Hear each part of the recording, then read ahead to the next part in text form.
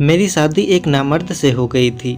शादी से 3 महीने बाद ही मैं पेट से हो गई थी और यही मेरी ज़िंदगी की सबसे बड़ी सज़ा हो गई थी।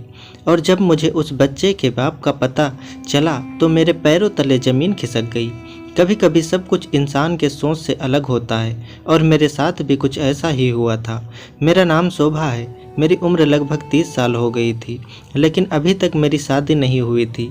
मेरे माँ बाप बचपन में ही गुजर चुके थे। मेरे ऊपर मेरे 4 बहनों की जिम्मेदारी थी। छोटी मोटी नौकरी करके मैं अपना और अपनी चारों बहनों का पेट पालती थी। कुछ दिनों बाद मैंने अपनी बहनों की शादी करवा दी।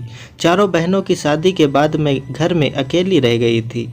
मेरे ऊपर से माँ बाप का साया तो पहले ही उठ गया था और अब तो मेरी बहनें भी पराई हो चुकी थी। अकेलेपन की वजह से अब मुझे भी किसी की ज़रूरत महसूस हो रही थी। मुझे ऐसे शख्स की ज़रूरत थी जो मेरे अकेलेपन को दूर करे और मेरी ज़िंदगी को खुशियों से भर दे। पर मैं घर में अकेली थी और मेरी उम्र भी बहुत ज़्यादा हो चुकी थी। इस वजह से मुझसे कोई शादी नहीं कर रहा था। ऐसे ही मेरे दिन बीते जा रहे थे। लेकिन एक दिन कुछ ऐसा हुआ कि जब मैं दुकान पर गई तो वहाँ पर मेरी बचपन की सहेली मिल गई। हम दोनों एक दूसरे से बहुत दिनों बाद मिले थे। मेरी सहेली की शादी हो चुकी थी और उसके बच्चे भी थे। उसने मेरी शादी के बारे में पूछा तो मैंने सब कुछ उसे बताया। बातों ही बातों में उसने बताया कि उसका एक मौसी का लड़का है जो काफ़ी उम्र का हो चुका है। उसकी पत्नी का उससे डिवोर्स हो चुका है क्योंकि वो अपनी पत्नी को औलाद की खुशी नहीं दे सकता था। मेरी सहेली काफ़ी अच्छे परिवार से थी।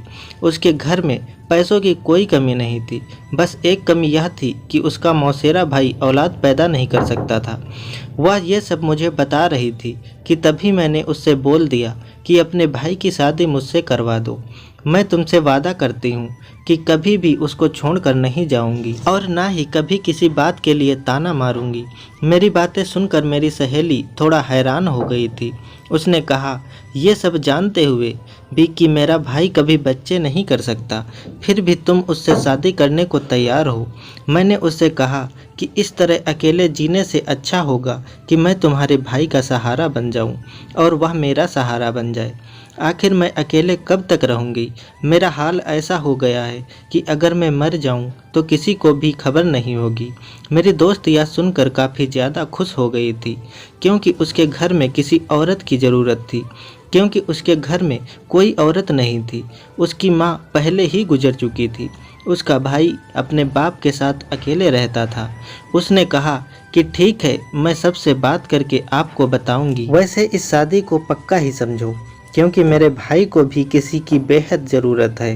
एक हफ्ते गुजरने के बाद मेरी सहेली मेरे घर आई और उसने मुझसे बहुत खुशी से कहा कि मेरे भैया इस शादी के लिए तैयार हैं, लेकिन उनकी एक शर्त है। मैं यह सुनकर थोड़ा घबरा गई थी।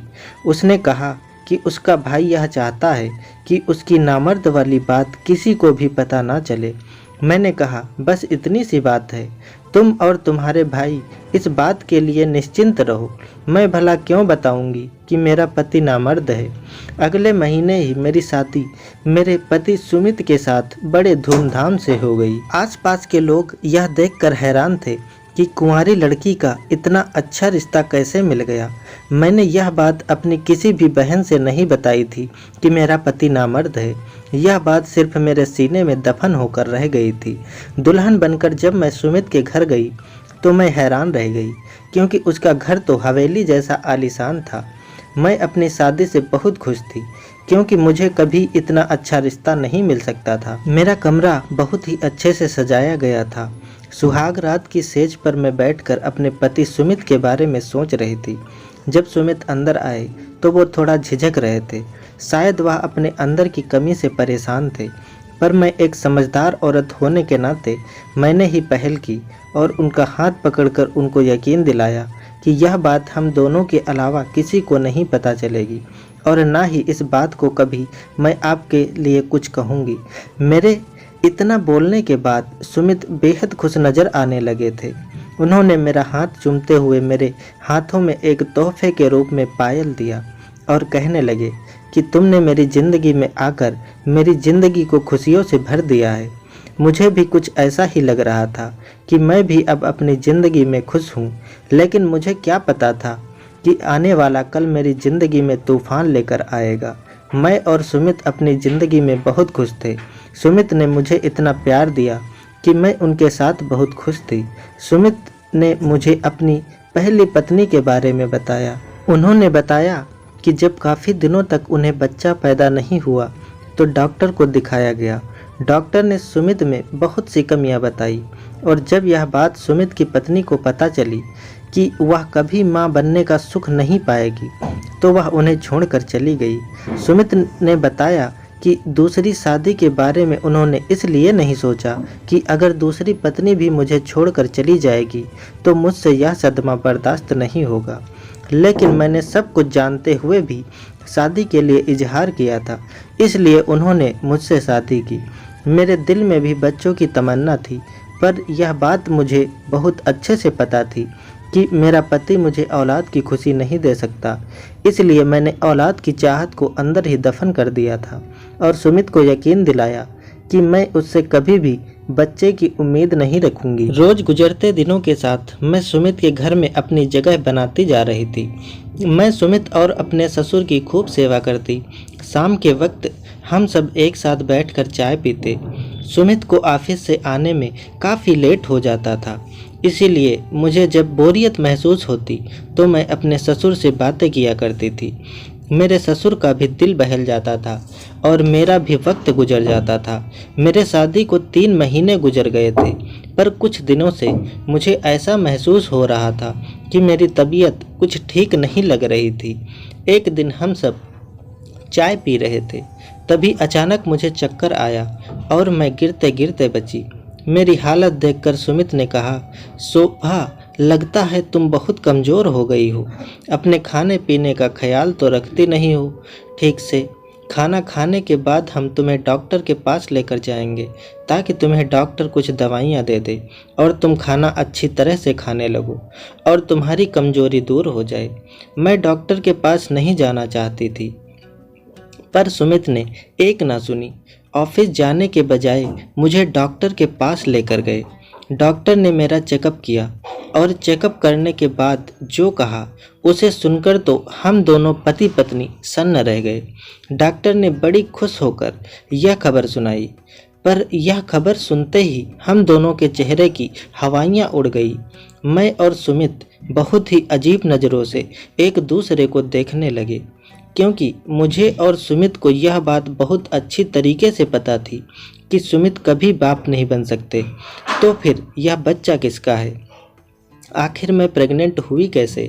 डॉक्टर के हाथ में सुमित ने रिपोर्ट ली और बिना कुछ कहे बाजू से मुझे पकड़कर गाड़ी तक ले आए और इतनी तेज रफ्तार में गाड़ी चलाई कि मेरी चीख निकल गई।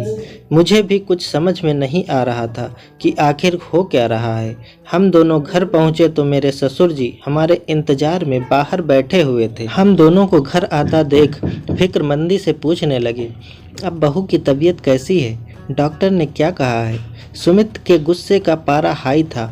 उन्होंने गुस्से में कहा कि आपकी बहू प्रेग्नेंट है, जबकि यह बात मैं बहुत अच्छी तरीके से जानता हूँ कि यह बच्चा मेरा नहीं है। सुमित की बातें सुनते ही मेरे ससुर जी कहने लगे, तुम यह कैसी बातें कर रहे हो? वो मेरे बारे में उल्टा बोलते जा रहे थे, क्योंकि मुझ में इससे ज़्यादा बर्दाश्त करने की हिम्मत नहीं थी। मैं बेकसूर थी, लेकिन मेरा पति चीख चीख कर मुझे बेइज्जत कर रहा था।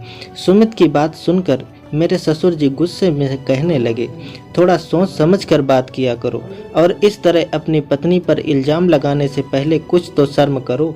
अपने ससुर की बातें सुनकर मुझे थोड़ी हिम्मत मिली और मैंने रोते हुए कहा कि मैं नहीं जानती कि यह बच्चा मेरे पेट में कैसे आया, लेकिन मैं इतना ज़रूर मानती हूँ कि आपके सिवा मेरी ज़िंदगी में कोई नहीं है। सुमित ने गुस्से में कहा, तुम तो चुप ही रहो। आज मुझे समझ में आया कि आखिर तुम्हारी शादी क्यों नहीं हो रही थी, और तुमने मुझसे शादी इसलिए की क्योंकि तुम्हें अच्छी तरीके से पता था कि मैं कभी बाप नहीं बन सकता।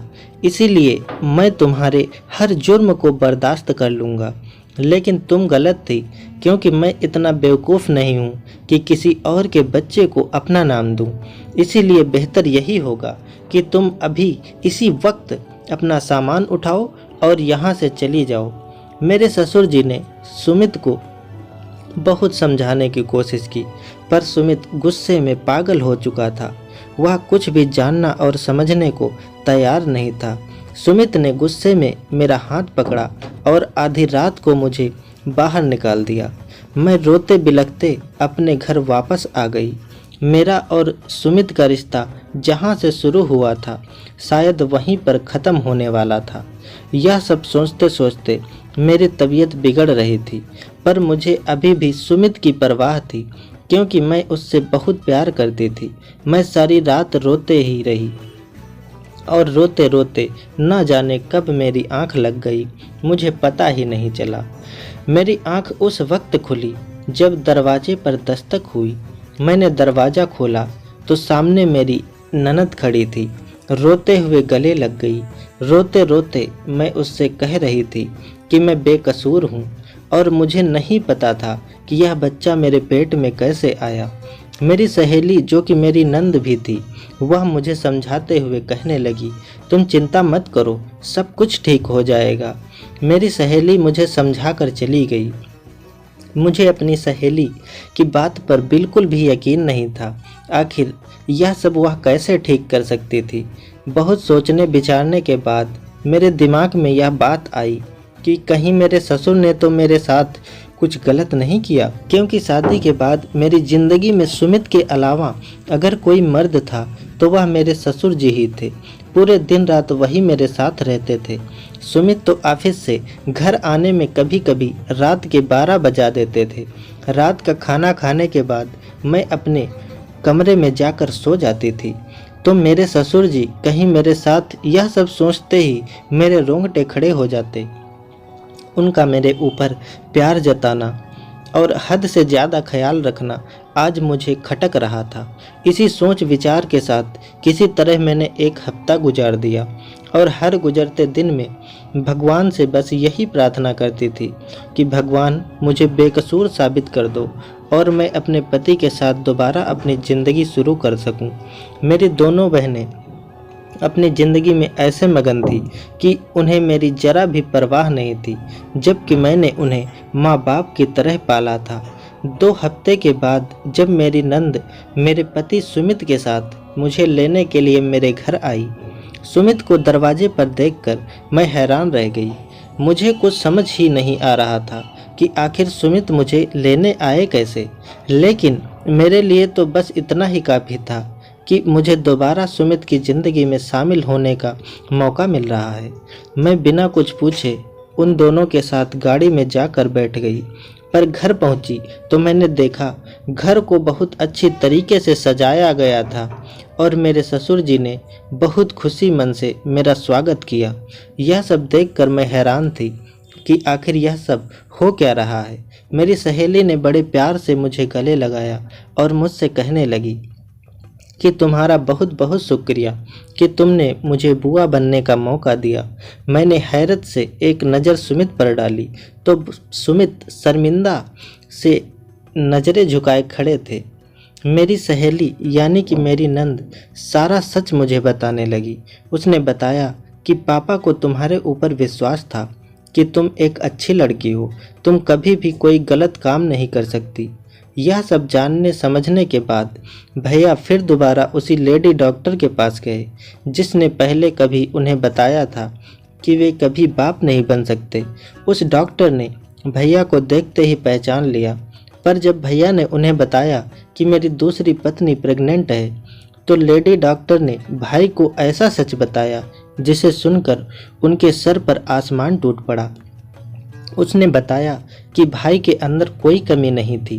उनकी पहली पत्नी भाई के साथ रहना नहीं चाहती थी, इसीलिए ऐसी दवाइयाँ इस्तेमाल करती थी कि वह कभी प्रेग्नेंट ना हो और भाई पर झूठा इल्ज़ाम लगाकर छुटकारा पाना चाहती थी। और इसीलिए उसने पैसे के दम पर से झूठी रिपोर्ट दिखाई कि सुमित कभी बाप नहीं बन सकता। यह सब होने के बाद भी दिन रात भाई को नामर्द होने का ताना देती थी। इसीलिए तंग आकर भाई ने खुद ही उस औरत को तलाक दे दी। मेरी सहेली ने यह सब मुझे बताकर फिर से सुमित की ज़िंदगी में मुझे आने का मौका दे दिया था। नहीं तो मैं इसी सोच के साथ घुट घुट कर जी रही थी कि आखिर यह बच्चा किसका है। मैं तो अपने ससुर पर ही शक करने लगी थी। सुमित मुझसे अपने किए की माफ़ी मांगने लगी, लेकिन मुझे उनसे कोई भी शिकायत नहीं थी, क्योंकि उनकी जगह कोई और भी होता तो वह भी शायद ऐसा ही करता। मेरे घर आने की खुशी में मैंने और सुमित ने मिलकर केक काटा था और मेरे ससुर और मेरी सहेली ने हमारे अपने होने का फर्ज निभाया था। मेरे ससुर ने मेरे सर पर हाथ रखकर मुझे बहुत सारी दुआएं दी थी, पर मैं दिल ही दिल में शर्मिंदगी महसूस कर रही थी कि कुछ लम्हों के लिए ही सही मैंने अपने ससुर के ऊपर शक किया। हमारे रिश्ते कितने नाजुक होते हैं, जिन्हें बहुत प्यार से संभाल कर रखना पड़ता है। कभी कभी इंसान की मामूली सी गलती से हमारे रिश्ते शीशे की तरह टूट कर बिखर जाते हैं। दोस्तों, उम्मीद करता हूँ आपको हमारी कहानी पसंद आई होगी। अगर आपको ये कहानी पसंद आई है तो चैनल को सब्सक्राइब कर लीजिए और बेल आइकन को भी प्रेस कर लीजिए, ताकि अगली कहानी सबसे पहले आप तक पहुँचे। धन्यवाद दोस्तों।